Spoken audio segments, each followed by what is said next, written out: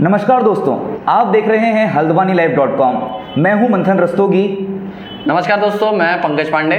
आप देख रहे हैं हमारा नया सेगमेंट ये मेरी टीम है, जिसमें हम आईपीएल के मैचेस का विश्लेषण करते हैं। एक बार फिर हम आपके सामने प्री मैच और पोस्ट मैच का जो विश्लेषण है वो लेके आए हैं। कल का मैच मुंबई इंडियंस और कोलकाता नाइट राइडर्स के बीच में हुआ, जिसे मुंबई इंडियंस हार गई है। मुंबई इंडियंस लगातार 3 मैच हार चुकी है। कोलकाता नाइट राइडर्स ने इस मैच को बड़े ही आसानी से जीत लिया। हालांकि स्टार्टिंग में ऐसा नहीं लग रहा था कि कोलकाता आसानी से इस मैच को जीत लेगा। मतलब सबसे पहले कल हमने एक वीडियो शूट किया था जिसमें एक गलती हुई थी मेरे द्वारा, जिसमें हमने महिला क्रिकेट विश्व कप की बात करी थी। नो बॉल को लेकर आप लोग डिस्कशन कर रहे थे। भारत का जो मुकाबला था भारतीय महिला टीम का, वो लीग मैच का मुकाबला था। हालांकि वो एक तरीके से नॉकआउट बन चुका था और वो मुकाबला न्यूजीलैंड नहीं, साउथ अफ्रीका के साथ खेला गया था, के खिलाफ खेला गया था। तो उसके लिए माफी मंथन। बिल्कुल। और हम मुकाबले पर आते हैं। मतलब जिस हिसाब से आपने बोला कि केकेआर पहले मैच में नहीं बन रहा था, मतलब उसकी पकड़ लूज होते जा रही थी, लेकिन कल ही आपने बोला था कि पैट कमिंस टीम के साथ जुड़ेंगे तो एक नई ताकत मिल जाएगी। पैट कमिंस ने जितने रन गेंदबाजी में लुटाए आखिरी के क्षणों में, उतने उन्होंने बना लिए और एक रिकॉर्ड बना लिया कि 13 गेंदों में उन्होंने 50 जड़ दी। बिल्कुल। माफी चाहूंगा, 14 गेंदों में उन्होंने 50 जड़ी है। उन्होंने ज्वाइंट फास्टेस्ट 50 जड़ी है। इससे पहले केएल राहुल ने यह कारनामा किया था जब वो पंजाब किंग्स के लिए, अब किंग्स 11 पंजाब के लिए खेलते थे। हम पैट कमिंस की बात करें उससे पहले हम ये बता दें कि अभी पैट कमिंस 10 दिन पहले तक पाकिस्तान में क्रिकेट खेल रहे थे। वहां पे फ्लैट पिचेस पे टेस्ट मैच में बॉलिंग कर रहे थे पैट कमिंस, और वहां से सीधे इतनी मेहनत करके आने के बाद उन्होंने आईपीएल T20 में ना कि अपनी गेंदबाजी से बल्कि अपनी बल्लेबाजी से प्रभावित किया है। और शुरुआत से अगर बात करें तो मुंबई इंडियंस कहीं ना कहीं बल्लेबाजी में बहुत धीमे चल रही थी। जल्दी जल्दी विकेट गिर गए थे रोहित शर्मा, ईशान किशन, और ऐसा लग रहा था कि पेस नहीं है विकेट पर। मतलब कल सबसे बड़ी मुंबई की जो ताकत रहती है वो रहती है रोहित शर्मा की बल्लेबाजी, और जो कल वो बिल्कुल भी लय में नजर नहीं आए। अब हो सकता है कि पिच उनके अगेंस्ट चल रही हो, कि होता है कई बार कि बहुत बॉल बल्ले में ठीक से नहीं आता है। तो वहीं फिर ईशान किशन के साथ भी यही हुआ, लेकिन सूर्य कुमार यादव ने क्या धमाकेदार वापसी करी है। आते ही शानदार 52 रनों की पारी खेली। इसके अलावा तिलक वर्मा ने एक बार फिर सभी को प्रभावित किया है। 38 रन उन्होंने बनाए 27 गेंदों में, और करीब 80 रनों की पार्टनरशिप उनके बीच, उनके और सूर्य कुमार यादव के बीच हुई थी। बिल्कुल। पिछले मैच में ही तिलक वर्मा मुंबई इंडियंस की तरफ से सबसे यंगेस्ट उसमें 50 जमाने वाले खिलाड़ी बने थे, और इस मैच में उन्होंने अपनी फॉर्म को कैरी फॉरवर्ड किया है आगे। 27 बॉलों में 38 रन मारना ऐसी पिच पे जहां पे ऐसा लग रहा था कि बॉल थोड़ा फंस के आ रही है, और आप आखिरी ओवर में हम पोलार्ड की तारीफ ना करें तो शायद हमारा वीडियो कंप्लीट नहीं होगा। जी मंथन, क्योंकि पोलार्ड ने 5 बॉलों में 22 रन, और कल हम उनकी वो कर रहे थे, पोलार्ड के समर्थक हमें देख रहे होंगे तो वो कह रहे होंगे कि कल तो बुराई कर रहे थे उसकी, आज अच्छा ही कर रहे हैं। नहीं, अब जैसा जो खेलेगा हमें उसके बारे में बात करनी पड़ेगी, क्योंकि पोलार्ड, रोहित शर्मा ने भी इवन बोला था टॉस के टाइम पर, रोहित शर्मा ने बोला था कि जो बड़े खिलाड़ी हैं, बड़े खिलाड़ियों को थोड़ा सा अपने कद से ऊपर आके परफॉर्म करना पड़ेगा जी। लेकिन हम मैच पर आते हैं। मैच में कमिंस ने 2 विकेट भी लिए थे। हालांकि उन्होंने इस दौरान 4 ओवर में 49 रन दिए थे। पहले के 3 ओवर उनके बहुत अच्छे रहे थे। आखिरी ओवर जिसमें पोलार्ड बिल्कुल फॉर्म में आ गए थे, वहां उन्होंने रन लीक करे, और जब मुकाबला जब पहली इनिंग खत्म हुई थी तो मुझे लग रहा था, मेरे एक इंट्यूजन बोल रहा था कि क्या ऐसा हो सकता है कि पैट कमिंस ने जितने रन दिए उतने रन बना दें, और उन्होंने वैसे ही किया। बिल्कुल मैच को इस तरीके से खत्म किया कि शायद किसी ने सोचा भी नहीं होगा। इसके बाद केकेआर जब बल्लेबाजी करने के लिए उतरा तो उनको 162 रन की जरूरत थी जीतने के लिए 20 ओवरों में। अजिंक्य रहाणे की शुरुआत अच्छी नहीं रही, क्योंकि मुंबई इंडियंस की तरफ से काफी अच्छी गेंदबाजी हुई। सबसे अच्छी चीज मुझे मुंबई इंडियंस की तरफ से वो ये लगी, एक तो बहुत जल्दी जल्दी मुंबई इंडियंस ने विकेट लिए दूसरी टीम के। श्रेयस अय्यर भी ज्यादा नहीं चल पाए, उन्होंने 10 रन बनाए। बिलिंग्स ने 17 रन बनाए। थोड़ा बहुत एक आध शॉट मारी जिससे लग रहा था कि हाँ थोड़ा ठीक खेल रहे हैं। लेकिन सबसे अच्छी बात मुझे क्या लगी कि जसप्रीत बुमराह ने 11 ओवर तक सिर्फ 1 ओवर डाला था। तो कहीं ना कहीं ये समझ में आ गया था कि शायद आंद्रे रसेल की वेलकम करने के लिए बुमराह के ओवर रोके गए हैं। जी बिल्कुल मंथन। और शुरू में जब बाबू लक्ष्य का पीछा करने उतरी थी केकेआर, तो लग नहीं रहा था कि कुछ उनके तरफ से कुछ कोशिश की जा रही है। एक्स्ट्रा कोशिश उन्होंने नहीं की, और मुझे लगता है कि उससे का फायदा हुआ कि पैट कमिंस के ऊपर कोई दबाव नहीं था। अगर आप एक्स्ट्रा कोशिश करने जाते हो तब जाके कुछ आप बोलते हैं कि दबाव महसूस कर रहे हैं, लेकिन ऐसा कुछ हुआ नहीं। रसेल को उन्होंने खो दिया था, उनके कप्तान चले गए थे। लेकिन अय्यर की तारीफ मैं दोबारा करना चाहूंगा, वेंकटेश अय्यर की, जिन्होंने इतने काम कंपोज से अपनी जो उनकी छवि है उसके खिलाफ खेला, उसके अनुरूप नहीं खेल रहे थे। वो बिल्कुल स्कोर वो टिक करने की कोशिश कर रहे थे। हमेशा एक एग्रेसर के रोल में रहते हैं वेंकटेश, लेकिन कल उन्होंने एक एंकर रोल अदा किया, जो कि उन्होंने बाद में आके बोला भी प्रेजेंटेशन के टाइम पे उन्होंने ये बोला कि मुझे काफी अच्छा लगा कि मैं वहाँ एंड तक था।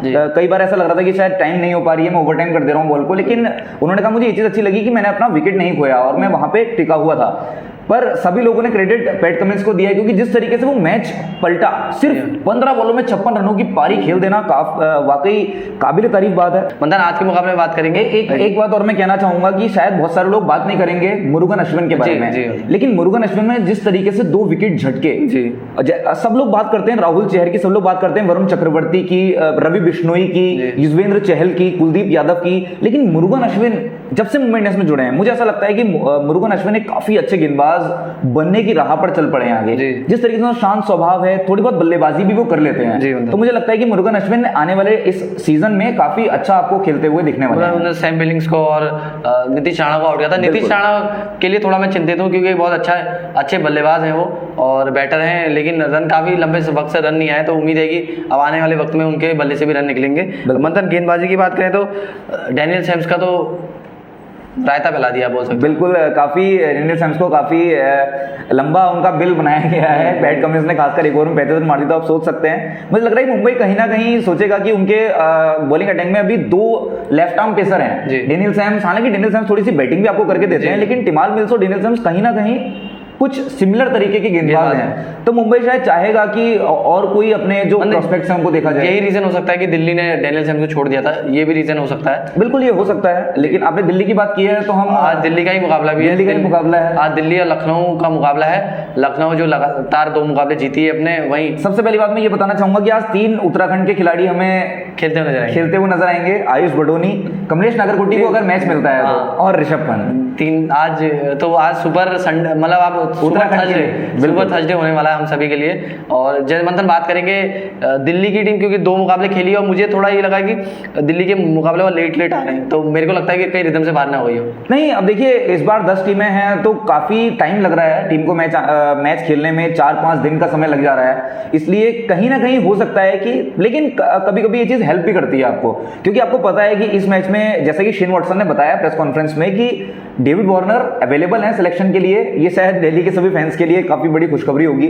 वहीं एनरिक नोकिया जो साउथ अफ्रीका के खिलाड़ी हैं, जो लंबे वक्त से इंजरी से जूझ रहे थे, लेकिन वो उन्होंने फिटनेस टेस्ट पास कर लिया तो इसका मतलब दिल्ली की गेंदबाजी लाइनअप को बहुत तगड़ा बूस्ट मिलने वाला है। मतलब तो बल्लेबाजी में फिर किसको आप बाहर बैठा पाएंगे? मुझे लगता है टिम साइफर्ट जो वो मैन टू मैन रिप्लेसमेंट है डेविड वार्नर के लिए। टिम साइफर्ट को इसलिए खिलाया जा रहा था क्योंकि डेविड वार्नर अभी तक नहीं आए थे। अब देखिए डेविड वार्नर और पृथ्वी शॉ दोनों पॉकेट डायनामाइट हैं, लगते छोटे से हैं लेकिन धमाका बहुत बड़ा करते हैं। मंथन, पर अभी तक अब ये भी हो सकता है कि दिल्ली का जो शुरुआत रही है अभी तक 30-35 रन में दोनों मैचों में उन्होंने 3-4 विकेट अपने खो दिए थे, और पॉन्टिंग ने भी बोला कि इस तरीके का जो स्कोर है उसको हमें जल्दी से मिनिमाइज करना पड़ेगा, वरना आगे जो टूर्नामेंट है हमसे दूर हो जाएगा। तो आपको क्या लगता है कि अब क्या बैटिंग पोजीशन रहने वाली है? मुझे लगेगा कि जो कप्तान है वो थोड़ा ऊपर आ जाए, ताकि एक रोल अदा कर पाए कि एंड तक खेलने का। हाँ, ऐसा कर सकते हैं, ऋषभ पंत जिम्मेदारी ले सकते हैं, जैसे हमने हार्दिक पांड्या के साथ देखा। जी बिल्कुल, उसीलिए उन्हें बोला ऊपर उठ के ऊपर खेल रहे हैं, आप चौथे नंबर पे आ रहे हैं, लेकिन आपको जो टीम का कॉम्बिनेशन है वो देखना होगा, क्योंकि मुझे लगता है कि ललित यादव जिस तरीके की बैटिंग कर रहे हैं वो भी मेरे ख्याल से नीचे काफी अच्छा कंट्रीब्यूशन कर रहे हैं, और जिस तरीके से अब वार्नर आने वाले हैं तो वार्नर और पृथ्वी शॉ आपके ओपनर हो गए। उसके बाद ऋषभ पंत तीसरे नंबर, मुझे नहीं लगता कि तीसरे नंबर पे आ सकते हैं, तीसरे नहीं, मतलब चौथे नंबर तो आ ही रहे हैं, चौथे नंबर पे आप आ सकते हैं, या फिर आप मेरे ख्याल से ओवर के हिसाब से आप आ सकते हैं कि कितने, जैसे जब 12 ओवर बचे हुए 8 ओवर 9 ओवर में अगर विकेट गिरती है तब आप खेलने के लिए आ सकते हैं। क्योंकि ये इसलिए बोला मैंने कि उनको ऊपर आना चाहिए, क्योंकि आप देखिए ना अधिकतर कप्तान जो बैट्समैन है वो ऊपर आके बल्लेबाजी करते हैं ताकि वो टीम को एंकर कर पाएं, अधिक से अधिक खिलाड़ियों को अपने साथ खिला पाएं और अपना अंत तक खेलें। इसलिए मुझे लगा कि ऋषभ अगर ऊपर आए तो जो उनके गलती करने के चांस हैं, जैसे पिछले बार कल वो अधिकतर शॉट वो ऐसे मारते थे, कल पिछले मैच में भी वो अपना शॉट चेक कर रहे थे और उसमें आउट हो गए, तो इस तरीके की गलती रिपीट ना करें तो दिल्ली अच्छा रहेगा। बिल्कुल, लेकिन एक बात कहनी होगी कि आपके जहन में आज चिंता झलक रही है, क्योंकि दिल्ली की टीम जिस हिसाब से आपकी फेवरेट टीम है, लेकिन आपको पता है कि कहीं ना कहीं दिल्ली की टीम थोड़ा सा पिछड़ सकती है या फिर कहीं ना कहीं टेम्पो सेट करना चाहिए, टेम्पलेट चाह रही है कि जिस पे उसको खेलना है। और मैं समझता हूँ कि आपकी फेवरेट टीम है, इसलिए आप चाहते हैं कि दिल्ली जीते। अब ये मेरे लिए वनवास हो गया है, इतने 2008 से इंतजार ही हो रहा है कि दिल्ली आईपीएल का खिताब जीते, लेकिन अब देखते हैं कि क्या होता है। पर मंथन दूसरी तरफ मुझे लगता है कि एक छोटा सा सवाल इससे पहले कि क्या आपको लगता है कि जिस कप्तान ने आपको फाइनल्स, अगर मुझे याद आता है फाइनल्स तक पहुंचाया था दिल्ली को एक बार सिर्फ, श्रेयस अय्यर, जी। आपने उसको जाने दिया है, ऋषभ पंत को कप्तानी दी है, तो कहीं ना कहीं ये चीज आपके खिलाफ जाएगी? मंथन खिलाफ तो नहीं जाएगी, क्योंकि उसके बाद वो चोटिल हो गए थे, अय्यर चोटिल हो गए थे, उसके बाद आए ऋषभ पंत ने कप्तानी करी, एक अच्छी कप्तानी करी। तो हो सकता है कि फ्रेंचाइजी नहीं चाहता था कि ये रिदम को तोड़ा जाए, तो उन्होंने ऋषभ पंत को ही कप्तान चुना। और पंत, अब आप देखिए ना, इंडिया में अधिकतर इंडिया की जो क्रिकेट होती है तीनों ही फॉर्मेट खेलते हैं, उनको फ्यूचर कप्तान के रूप में देखा जा रहा है। तो क्या पता एक उनके जहन में भी हो कि चलिए पंत को ही बैक करते हैं, और शायद कप्तानी ना मिलने की वजह से ही अय्यर ने भी अपना इंटरेस्ट खो दिया था और केकेआर जाने का फैसला किया। बिल्कुल, ये बात सही है। अब हम लखनऊ के ऊपर आते हैं। सबसे बड़ा सवाल, लखनऊ की टीम बहुत अच्छा खेल रही है पिछले, मतलब अगर एक मैच को छोड़ दिया जाए तो बाकी के उन्होंने जो 2 मैचेस खेले हैं वो काफी अच्छे खेले हैं। और जिस तरीके से आयुष बडोनी, दीपक हुडा, खासकर कृणाल पांड्या ने भी काफी अच्छी बॉलिंग करी है। उनको शायद इतना अनसंग हीरो है, वो उनको इतना कोई ध्यान नहीं रखता, लेकिन उन्होंने काफी अच्छी। और केएल राहुल ने पिछले मैच में जो 60 रन मारे थे, काफी 60+ रन मारे थे, वो काफी अच्छा खेला था। एक सबसे बड़ा सवाल, मनीष पांडे। मंथन, पहली बात आपने 3 उत्तराखंडी बोले थे, चौथा है मनीष पांडे। बिल्कुल, चौथा मनीष पांडे। हम मनीष पांडे को हम भूल गए। मनीष पांडे तो हमारे उत्तराखंड की पहचान है, क्योंकि पहले बैट्समैन है जिन्होंने आईपीएल में सेंचुरी मारी थी 2009 में, तो उसके बाद से काफी पॉपुलर हुए थे उत्तराखंड में। हाँ मंथन, मनीष पांडे को मुझे लगता है कि अभी भी मौका मिलेंगे, क्योंकि वो सीनियर बैट्समैन है और अब वक्त आ गया रन बनाने का, कि ऐसा ना हो कि उनको बाहर कर दिया जाए तो उनका मोराल और डाउन हो जाए। पिछले मैच में भी हमने देखा कि अच्छा एक अपना उन्होंने ट्रेडमार्क चौका लगाया था, उसके बाद एक छक्का भी लगाया था, लेकिन उसके बाद दोबारा मुझे लगता है कि अपनी भावनाओं में बह गए और एक और बाउंड्री मारने के चक्कर में आउट हो गए। पर एक्सपीरियंस खिलाड़ी हैं, इस तरीके की गलती उनको नहीं करनी चाहिए, शायद ये टीम मैनेजमेंट भी जानता है और वो खुद जानते हैं। बिल्कुल, पर मुझे लगता है कि जैसे मनन वोहरा एक खिलाड़ी पीछे बैठे हुए हैं बेंच में, तो अब देखना होगा कि नेट्स में कौन किस तरीके की बल्लेबाजी कर रहा है। लेकिन अब आयुष बडोनी को जब आप लेकर आए थे तो अब ये कह के लेके आए थे कि उन्होंने प्रैक्टिस गेम्स में 250 मारी है, तो हमें कुछ नहीं पता कि पीछे नेट्स में क्या चल रहा है। तो कहीं ना कहीं अगर मनीष पांडे नेट्स में अच्छी बल्लेबाजी कर रहे हैं तो शायद उनको बैक किया जाएगा, लेकिन अगर मैच के साथ साथ वो पीछे भी बल्लेबाजी अच्छी नहीं कर पा रहे तो मेरे ख्याल से मनन वोहरा लाइन में है। और मनन वोहरा को आज नहीं तो शायद 2 मैचों के बाद, अगर मनीष पांडे फ्लॉप होते हैं फिर से, तो मनन वोहरा क्योंकि लगातार आईपीएल खेलते हुए आए हैं, काफी सालों से टीम का हिस्सा रहते हैं, राजस्थान रॉयल्स की तरफ से खेलते भी थे और पंजाब से भी खेले हैं, तो शायद मनन वोहरा को भी एक मौका मिल मतलब सबसे अच्छी बात मेरे को लग रही है लखनऊ की ना, सारे जो खिलाड़ी हैं एक पार्टनरशिप में काम कर रहे हैं। देखिए केएल राहुल ने रन नहीं बनाए तो किसी और ने बना दिए, हुड्डा ने बना दिए, हुड्डा के साथ सहयोग करने की बारी आपकी आयुष की आई था, उन्होंने रन किए। वहीं दूसरी तरफ गेंदबाजी में देखिए उधर से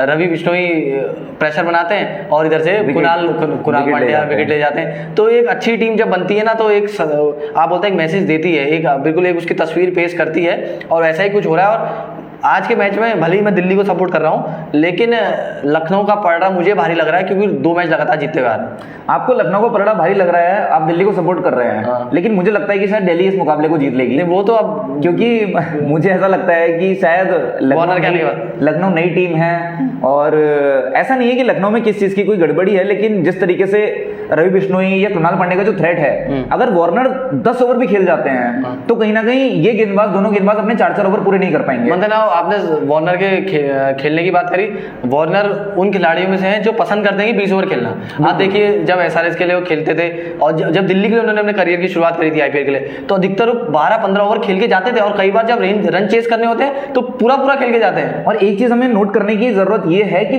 पिछला कुछ आईपीएल सीजन डेविड वार्नर, मतलब आप अगर आखिरी सीजन उठा के देखिए हैदराबाद ने जिस तरीके का उनके साथ बर्ताव किया था, जैसी खबरें सामने आई थी, तो शायद डेविड वार्नर के मन में भी कहीं ना कहीं ये होगा कि यार मैं प्रूफ कर T20 वर्ल्ड कप का मैन ऑफ द टूर्नामेंट, सबसे ज्यादा रन मैंने बनाए T20 वर्ल्ड कप में, जो भी ऑस्ट्रेलिया को जिताया उन्होंने, तो कहीं ना कहीं मुझे आईपीएल में इस स्टेज पे परफॉर्म करके दिखाना है अपनी पुरानी फ्रेंचाइजी को, हैदराबाद को। मतलब आपने अब उनकी वापसी की बात करी तो आपको याद होगा कि 2018 में सैंड पेपर केस हुआ था, जिसमें वार्नर को प्रतिबंध भी लगा था, और जब उन्होंने वापसी की थी, क्या धमाकेदार वापसी की। बिल्कुल, तो सभी को उम्मीद है, और अधिकतर दिल्ली के फैंस भी यही चाहते हैं कि वार्नर आए और अपना जो उनकी कद, तो उनका क्रिकेट में कद बढ़ा है, भले हाइट कम है उनकी उस लिहाज से, लेकिन अपना आइटम बम फोड़े। अब वापसी की बात हुई है तो एक आखिरी बात भी कर लेते हैं जी। मार्कस स्टोइनिस जी बंधन। कल परसों ऑस्ट्रेलिया ने अपना आखिरी मुकाबला खेला है, परसों या कल शायद, मुझे ढंग से याद नहीं है, लेकिन ऑस्ट्रेलिया ने पाकिस्तान में अपना आखिरी टी20 मुकाबला खेला है। वो एक वन ऑफ टी20 था जिसमें ऑस्ट्रेलिया को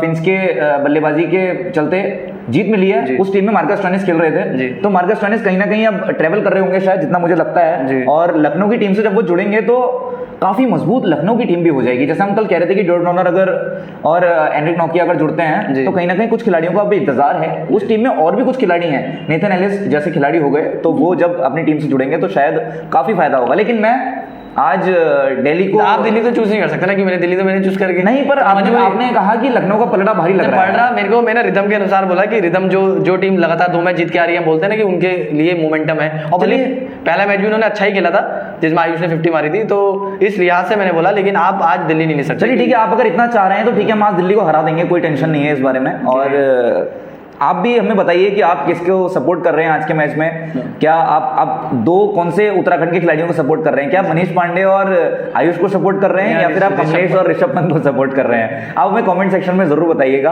और हमसे कोई अगर गलती हो जाती है तो आप हमें बताइएगा, वरना हम जब वीडियो दोबारा देखते हैं अगर हमें लगेगा कि गलती की है तो माफी तो अपने व्यूअर्स से मांग ही लेंगे, कोई हमें लगता नहीं कि बुरी चीज़ है। बिल्कुल, हमारे साथ जुड़ने के लिए धन्यवाद। और बने रहिए हमारे नए सेगमेंट, ये मेरी टीम है, इसके साथ बने रहिए। और आप भी बताइए आपकी कौन सी टीम है। बहुत बहुत धन्यवाद। धन्यवाद।